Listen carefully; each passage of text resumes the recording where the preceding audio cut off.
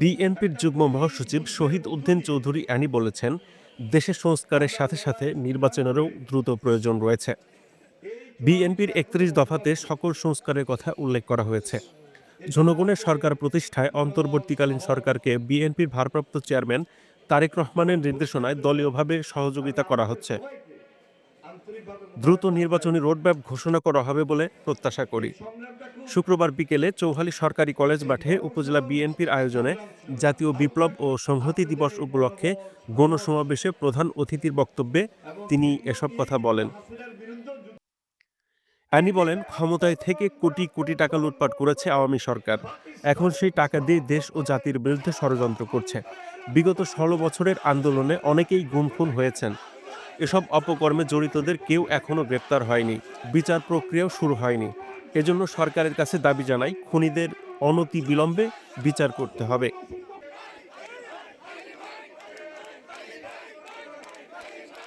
চৌহালি উপজেলা বিএনপির সভাপতি মোহাম্মদ জাহিদ মোল্লার সভাপতিত্বে ও সাধারণ সম্পাদক কারি মঈনুল ইসলামের সঞ্চালনায় প্রধান বক্তা হিসেবে বক্তব্য দেন বিএনপির কেন্দ্রীয় কমিটির সহপ্রচার সম্পাদক ও রাজশাহী বিভাগীয় সহসাংগঠনিক সম্পাদক আমিরুল ইসলাম খান আলিম।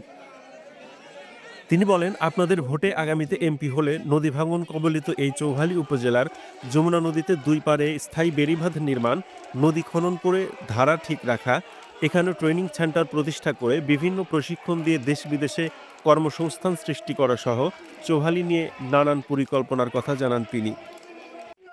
এছাড়াও বিশেষ অতিথি হিসেবে বক্তব্য রাখেন সিরাজগঞ্জ জেলা বিএনপির সভাপতি রুমানা মাহমুদ, সাধারণ সম্পাদক সাইদুর রহমান বাচ্চু, উপজেলা বিএনপির সাবেক সভাপতি আনোয়ার হোসেন ভিপি, ইউনুস শিকদার, সিনিয়র সহসভাপতি আনিস শিকদার, সহসভাপতি অ্যাডভোকেট হামিদুল ইসলাম দুলাল প্রমুখ।